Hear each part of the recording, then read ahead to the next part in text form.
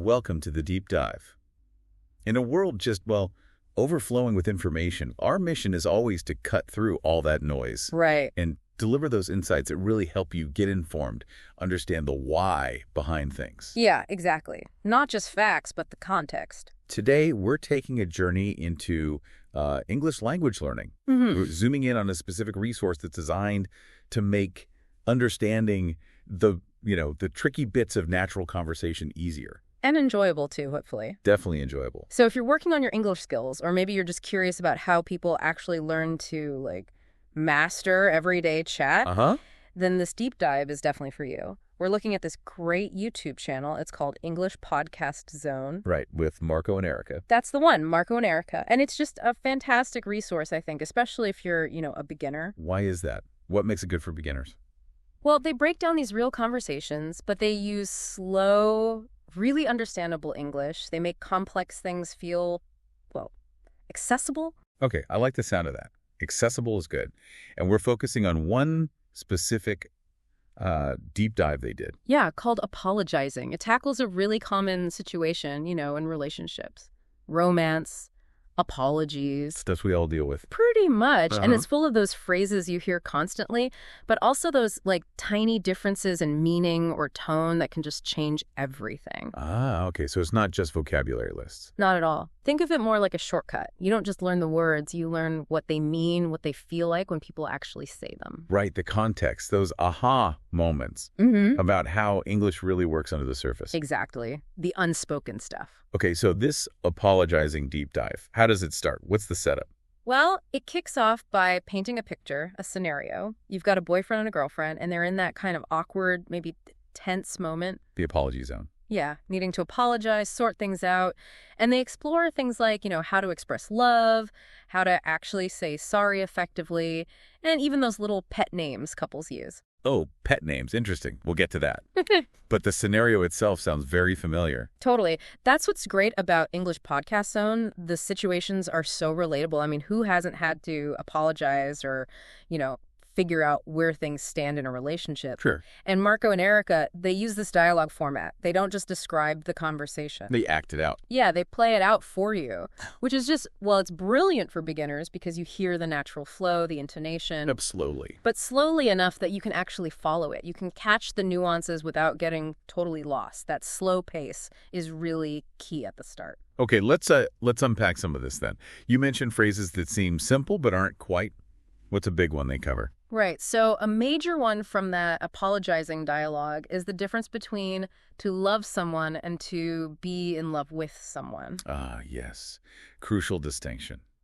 The boyfriend says, I am in love with you. Exactly. And that in love with part is what's fascinating and often tricky for learners. How so? Well, to be in love with someone isn't just general affection, like loving pizza or your dog. It means strong romantic feelings. Yeah. Specifically romantic. Okay, so only for, a partner. Pretty much. Your boyfriend, girlfriend, husband, wife. It signals that unique romantic bond. But to love someone, that's much broader. Right. You love your family, your friends. Your parents, yeah. But you wouldn't usually say you're in love with your brother, right? That would sound strange. Definitely strange.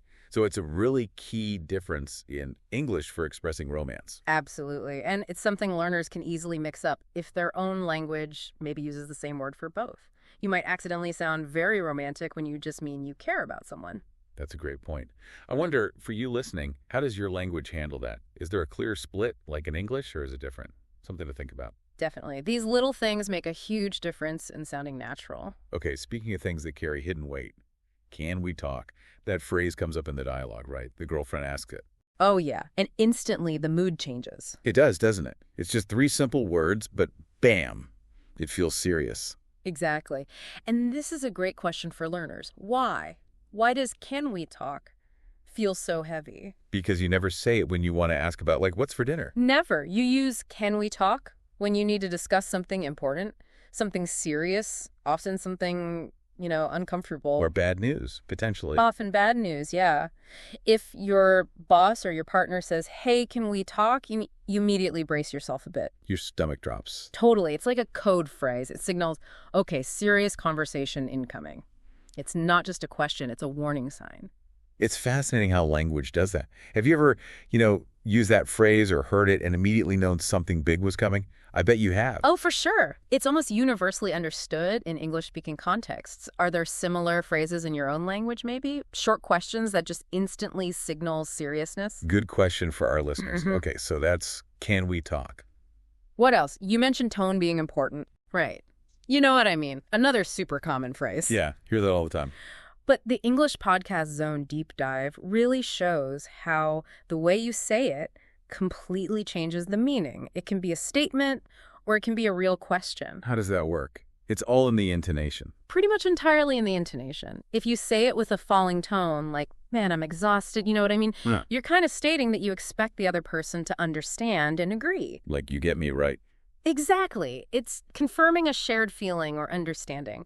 But if your voice goes up at the end, like a question, come on, you know what I mean? Ah, okay. Then you're actually asking if they understand. Yeah, or maybe even challenging them, demanding they see your point. Like in their example, come on, Charles, you know what I mean when I say I don't like your friends? That's definitely asking for confirmation, maybe a bit assertively. Right. Wow. So the same words, totally different function just based on how your voice sounds? Precisely. And Marco and Erica demonstrate this really well by, actually voicing the different intonations. It hammers home that for learners, listening to how things are said is just as vital as understanding the words themselves. It's like the music of the language. That's a great way to put it. It's not just vocabulary, it's the melody, too. Okay, so moving beyond just single phrases, you said English Podcast Zone helps you learn to put sentences together for different situations. Yeah, they show how common structures can be really versatile. Take the question from the dialogue. Where is this relationship going? Okay, asked by the girlfriend, wanting clarity on their future together. Right. But that structure, where is X going, isn't just for relationships. You can use it for almost anything where you're unsure about the direction or the future. Like what? Give me some examples. Well, you could talk about your job. I don't really know where my career is going in this company. You feel stuck, maybe. Okay, makes sense. Or watching a really confusing film.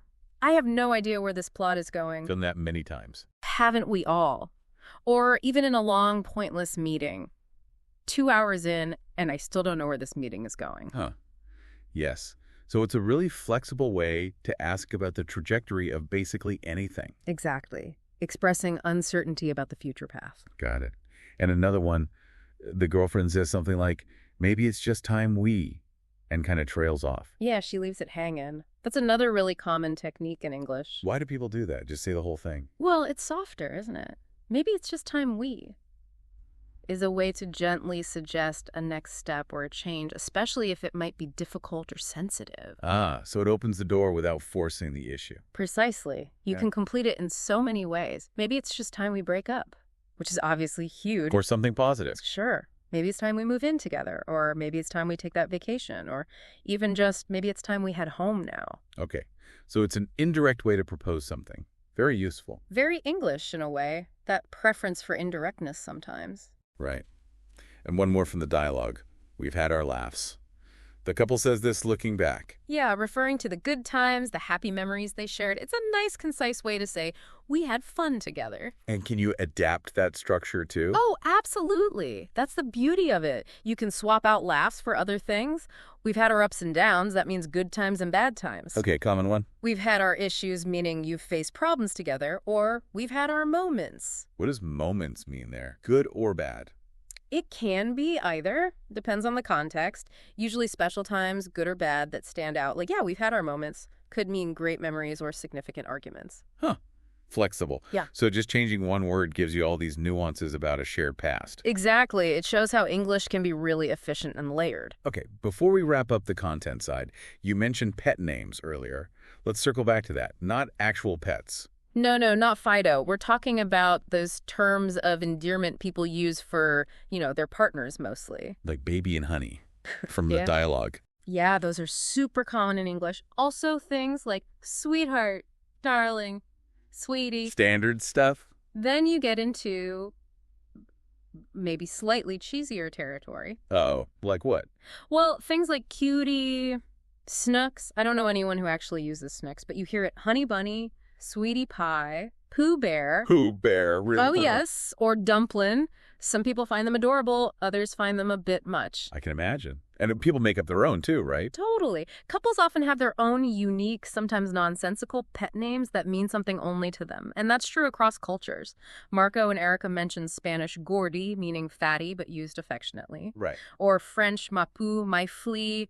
Doesn't sound very romantic, literally. Not really. But it just shows how these names are about the feeling, the intimacy, not the literal meaning. They're deeply cultural and often don't translate well at all. That's fascinating. A whole different layer of language. Okay, so stepping back, how does a channel like English Podcast Zone actually help a beginner put all this together? It's not just listening, right? There's a method. Oh, absolutely. It's very structured, which is why it's effective. It's not just passive exposure. So what's a process like for a learner using their deep dives? Well, first, they play the dialogue at a normal conversational speed, get the real feel. Okay. Then, and this is crucial, they play it again, but much slower. So you can really catch every word, the pronunciation, how the sentence flows. Breaking it down. Exactly. Then they go into segments like Fluency Builder or Putting It Together. This is where they dissect those key phrases we talked about. Defining them. Defining them, yes, but more importantly, giving multiple examples in different situations. So you see how where is this going works for careers and movies, not just relationships. Right, showing the flexibility. Yeah, context is everything. And then they often have an audio review part. What happens there? Like a quiz? Sort of, yeah. Active recall. They might give you the definition and you have to say the word. Or they give you the word and you hear it used in a completely new sentence. Ah, so it forces you to retrieve the information. Precisely. It's that active engagement, the repetition, the different contexts. That's what helps solidify the learning for beginners and builds their confidence to actually use the language, not just understand it when they hear it. It sounds much more effective than just, say, reading a list of idioms. Night and day. It's about internalizing the language through active practice and meaningful context. So thinking about someone listening who's on their own language journey, maybe learning English or something else, what can they take from this approach? What are the core principles? Well, several things stand out. First, using authentic material, real conversations, real scenarios, but making it accessible. So finding stuff that's real world, but maybe slowed down or with transcripts. Okay, authentic but manageable. Second, learning in context. Don't just memorize words in isolation. See how they're used in full sentences, in dialogues. Understand the situation. Makes sense. Third, active recall and repetition, like their audio review. Test yourself.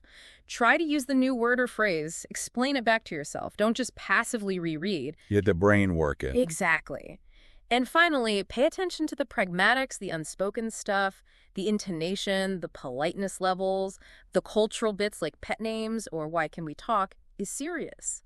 Language is more than just grammar rules. It's the whole social package. It really is. Mimic not just the words, but the delivery, the feeling behind them. This deep dive definitely shows how resources like English Podcast Zone offer that kind of structured yet natural path through all those tricky parts of English. Yeah, it's not about just memorizing rules. It's about getting that intuitive feel for the language, understanding those subtle shifts that make conversation work. Knowing the difference between love and in love, or getting the warning signal from can we talk, that stuff really boosts your understanding and your ability to communicate effectively. Absolutely. It bridges the gap between just knowing words and actually understanding and being understood. It helps you sound more natural and avoid those little or sometimes big misunderstandings. So as you, our listener, continue on your own learning path, maybe it's English, maybe it's coding, maybe it's history, think about this. What are those hidden layers in the language or the information you're engaging with? Yeah, what's the meaning behind the words? What's the cultural context? How does the tone or the delivery change everything? How can you dig deeper than just the surface level to really grasp the nuances? It's a challenge worth pursuing in any kind of learning. We definitely encourage checking out resources that help you do that, like the one we discussed today. Until next time, keep exploring, keep learning, and keep diving deep.